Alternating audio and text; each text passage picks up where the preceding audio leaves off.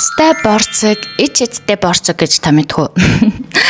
За энэ юу гэсэн үг гэхээр би өнөөдөр ингээд амралтын өдрүүдээр гэр бүлээрээ тойрж агаад үр хүүхдүүдтэйгээ хамтдаа хийх өөрхөн сүнслэг, уламжлал, сүнслэг зан үйл зааж өгье гэж атсан. Юу вэ гэхээр энэ азтай борцог гэдэг юм бол тэр 7 хоногт өөрийнх нь хүссэн хүслүүд нь биелэх боломжтой энэ зүйлийг хэлэх орц найрлагыг хэлэхээс гадна яагаад биелж байгаа вэ гэдгийг бас та нартай тайлбарлаж өгье гэж атсан юм аа. Хүн ингээд багаасаа энэ сүнслэг мэдлэгтэй одоо итгэл үнэмшилтэй өсөж хүмүүжнэ гэдэг бол маш чухал гэж би боддог. Юу вэ гэхээр хүүхдүүд том болно, амьдралд ороод асуудалтай, бэрхшээлтэй маш олон зүйлүүдийг туулах хэрэг гарна.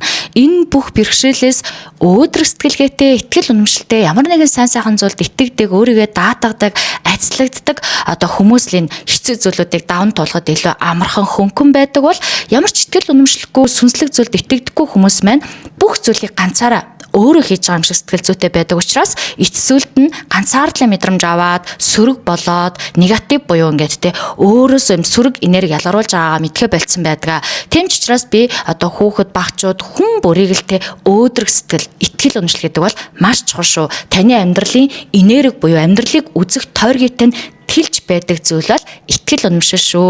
Ер нь ингээд гэр бүлэрээ гой сүнслэг зан үйл хийгээд хамтдаа нэг уламжлалтай болохоор гэрийн энергийг маш гоё хамгаалж өгдөг. Гэрийн уур амьсгал айгүй гоё бүрэлддэг. Мөн гэр бүлэрээ хөөрхөн дурсамжтай, түүхтэй болдог. За амралтын өдрүүдээр та нар маань ингээд гэр бүлэрээ гоё цуглараад те гэртээ гоё гарынхаа боорцгийг хийж болно. Монголчууд маань бол ер нь гамбар, бин бас хийдэг те. Гурилан бүтээгдэхүүн, талах, гамбар, бин, боорцог гэдэг нь бүгдөө дэлхийн хайраас үүссэн хүнс гэж үздэг. Яагаад вэ гэвэл энэ тариа будаа бол хөрш шорооноос ургадаг.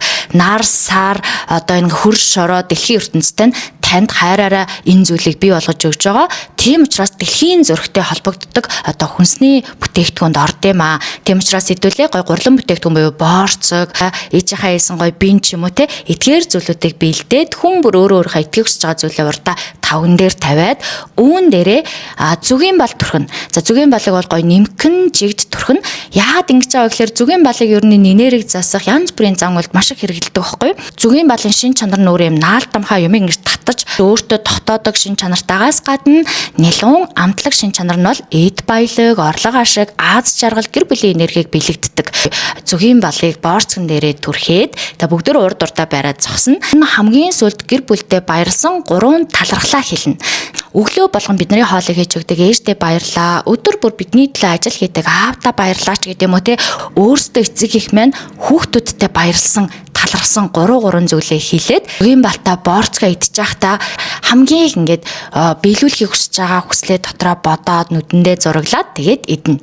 Идэж дуусныхаа дараа бүгдөө гар гараа барилцж агаад гэр бүлэрээ нэг одоо үгийг нэг өгүүлбэрийг хамтдаа хэлнэ. Жишээ нь манай гэр бүл илүү хинээхийг хүсэж байна ч юм уу те. Манай гэр бүл илүү бие биедээ цаг гаргахыг хүсэж байна ч юм уу те. Эсвэл манай гэр бүл дандаа эрүүл аз жаргалтай байхыг хүсэж байна ч гэдэг юм уу. Яг тэр 7 хоногт юу хүсэж байгаа тэр зорж байгаа нэг өгүүлбэрээ хамтдаа зэрэг хэлээд ингээд энэ зан үйлээ дуусгаж болно. Мөн гэр бүлийн эв нэгдлийг бэлэгдэж байгаа гэр дотор байсан айцтай гомдолтой энергиуд байсан бол тэр энергиудыг засч өгж байгаа. Мөн ингээд хүн өөдрөг сэтгэл, өөдрөг энергиэр өөрийн энергийн давтамжаад дүүргчээр эх 7 хоногудад хийх ажил, амьдрал хүсэж байгаа, зорж байгаа зүйл нь танд илүү ойрхон болох буюу хүсэл мөрөөдөлтэй нь биелэхэд илүү хялбар болж өгч байгаа маа. Ингээд энэ аргыг та нар маань туршиж үзээрэй. Хүүхдүүдтэй зааж өгөөрэй. 5 минут, 10 минут зарцуулаад хийдэг зан үйл болгоорой гэж та нартай зөвлөмөр байна. Хийж үзсэн хүмүүс нь сэтгэлдээ комент байдлаар бичээрэй. Ингээд та нартай амжилт хүсье.